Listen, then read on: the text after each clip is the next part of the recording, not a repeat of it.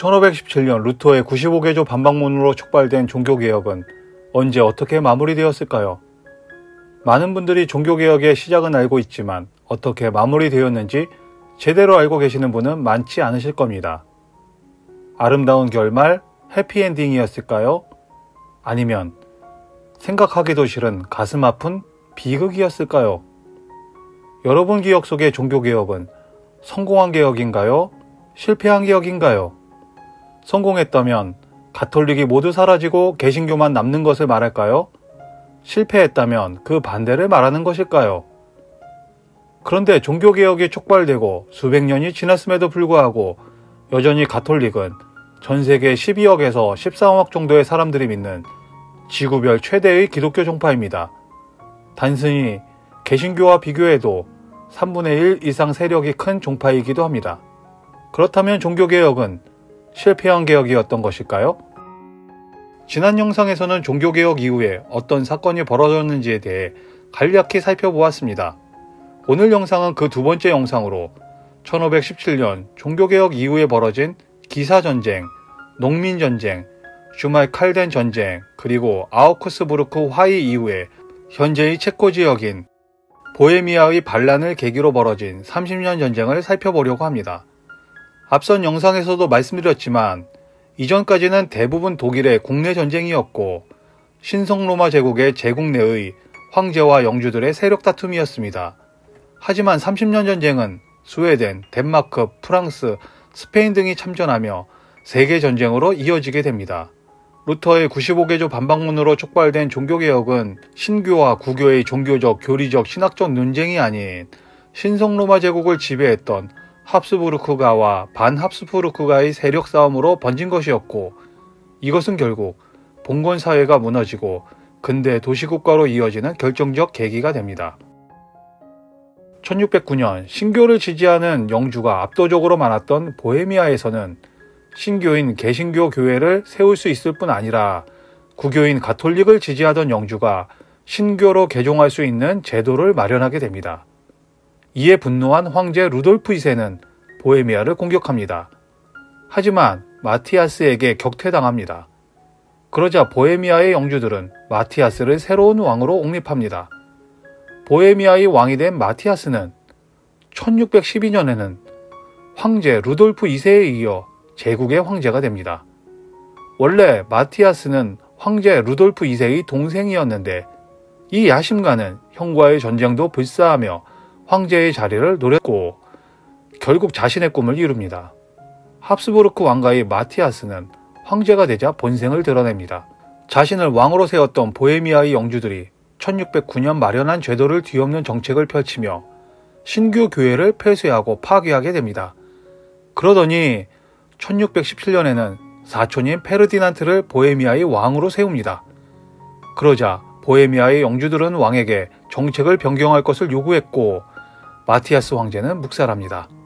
심지어 영주들의 회의를 해산하라는 명령을 내립니다. 그러자 이에 반발한 보헤미아의 개신교 영주들은 프라하에서 가톨릭 관료들을 창밖으로 던져버리게 됩니다. 일명 프라하 투척 사건입니다. 그리고는 프리드리히 5세를 보헤미아의 새 왕으로 선출합니다. 그러자 황제는 보헤미아를 침공하며 30년 전쟁이 시작됩니다. 1619년 새로운 황제가 된 페르디난트 2세는 보헤미아를 공격했습니다. 보헤미아는 황제의 공격을 막기에는 역부족이었습니다. 1620년 1차 종교전쟁은 황제의 정예군 2만 5천 명이 공격한 지 2시간 만에 보헤미아를 제압하며 싱겁게 끝이 납니다. 승리를 거둔 황제는 거액의 배상금과 절대 복종을 요구했고 반란 주동자 27명을 공개 처형하고 재산을 몰수했습니다.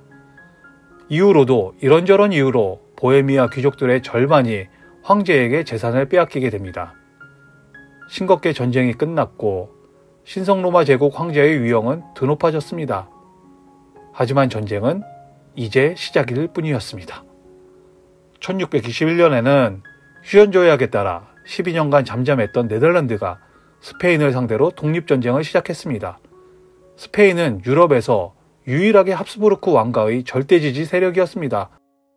황제의 강력한 세력이었던 스페인이 네덜란드와 전쟁을 하고 있을 무렵 합스부르크 왕가의 세력 확대를 견제하던 프랑스의 리슐리에 추기경이 재상이 됩니다. 리슐리에 추기경이 재상이 되며 프랑스도 합스부르크 왕가를 견제하기 시작합니다. 여기에 1625년 덴마크의 왕 크리스티안 4세가 탄압받는 독일 신교도들의 구원을 외치며 신성 로마 제국을 공격하게 됩니다.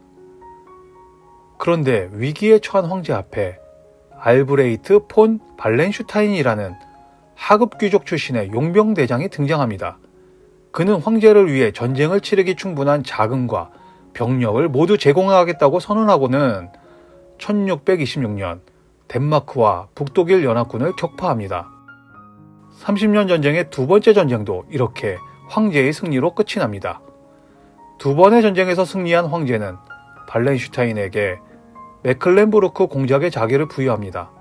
그러자 황제가 제후의 영지를 마음대로 빼앗고 수여할 수 있는가라는 불만이 일어나게 됩니다. 뿐만 아니라 발렌슈타인에게 북해와 발트해를 직접 연결하는 운하를 건설하라고 명하게 되는데 이 때문에 한자동맹 도시들의 이권을 침해하게 되어 이들이 황제에게 등을 돌리게 됩니다. 그러더니 1628년에는 독일과 프랑스의 접경이었던 이탈리아의 만투아에서 만투아 전쟁을 일으키며 프랑스의 심기를 불편하게 만듭니다. 그러더니 1629년에는 개신교 영지를 빼앗아 가톨릭에 반환하라는 토지 반환령을 발표합니다.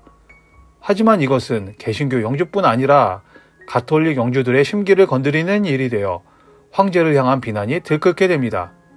그러자 황제는 발렌슈타인이 이러한 문제의 원흉이라며 해임을 해버립니다.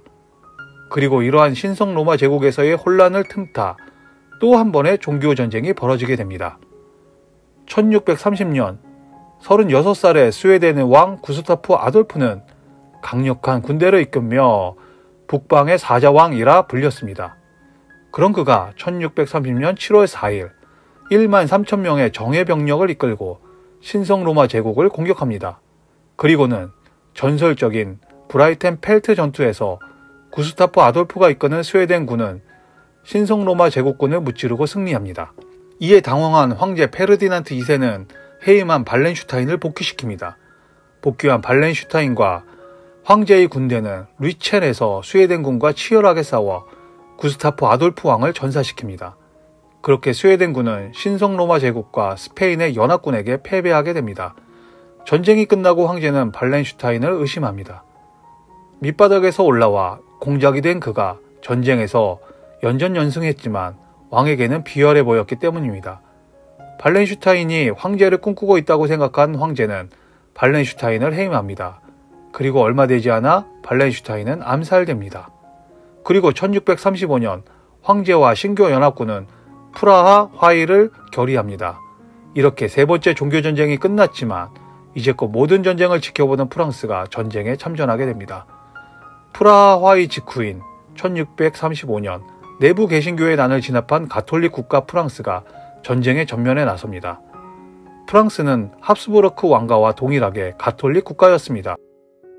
그럼에도 불구하고 합스부르크 왕가의 세력이었던 스페인에게 전쟁을 선포하게 됩니다. 심지어 개신교를 지지하는 국가인 스웨덴과 연합전선을 펼치게 됩니다. 이렇게 프랑스와 스웨덴이 한 팀이 되고 신성로마 제국과 스페인이 한 팀이 되어 전쟁을 하게 된 것입니다. 하지만 스페인이 네덜란드와의 전쟁에서 패배를 하고 스페인의 영토였던 포르투갈이 독립하며 신성로마 제국의 힘은 급격하게 약해집니다.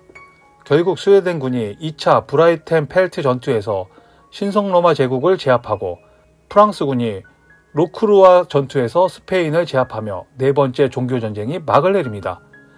1637년 황제가 된 페르디난트 3세는 1641년 드디어 종전을 제의했고 1648년 베스트팔렌 조약이 체결되며 30년간의 긴 종교전쟁은 막을 내립니다. 베스트팔렌 조약으로 드디어 모든 개인의 신앙의 자유가 선포되고 각 지역의 주민의 신앙은 지역 통치자의 신앙을 따른다는 원칙도 폐기되었으며 황제의 토지 반환령도 부정되었습니다. 또한 독일의 모든 영주들은 황제에게 적대하지 않는 한 외국과 자유롭게 수교할 수 있는 외교 주권도 갖게 되었습니다. 하지만 30여 년간 쉬지 않고 벌어진 전쟁 때문에 독일 전역에서는 독일 인구의 3분의 1이 사망했다는 기록이 전해집니다. 보헤미아의 한 도시에서는 주민이 6천여 명이었는데 전쟁이 끝나고 850명만 남았다고 하고, 마그데부르크에서는 3만여 명이 동시에 학살되었다는 이야기도 전해졌습니다. 이렇게 처참한 상황이 종교전쟁이라는 이름으로 치러진 것이고, 그것은 구교인 가톨릭과 신교인 개신교의 신학과 교리에 대한 다름을 틀림이라고 정죄했기 때문이었습니다. 1517년 루터에 의해 시작된 종교개혁은 1648년 베스트팔렌 조약으로 마무리가 되었지만 130여 년간 벌어진 반목과 전쟁과 참상은 그 누구도 책임지지 않았습니다. 아니, 어느 누구도 책임질 수 없는 어마어마한 사건이었습니다. 과연 종교개혁은 성공한 개혁이었던 것일까요? 아니면 실패한 개혁이었던 것일까요? 우리가 종교개혁에서 얻어야 할 교훈은 무엇일까요? 지금도 우리 주변에서는 하나님의 이름으로 누군가를 정죄하고 반목하고 공격하는 일이 끊이지 않고 있습니다. 그리고 언제나 신학과 교리를 앞세워 그것이 진리라고 강조합니다. 하지만 종교개혁을 통해 우리가 기억해야 할 점은 그렇게 주장하는 진리가 우리의 이웃을 가슴 아프게 하고 공격하고 정죄하고 심지어 죽음에 이르게 하는 것이 아닌지 돌아봐야 한다는 것입니다. 다시 말씀드리지만 지옥은 하나님이 인간을 버린 것이 아니라 인간이 하나님을 버린 것이기 때문입니다. 오늘도 시청해 주셔서 감사합니다.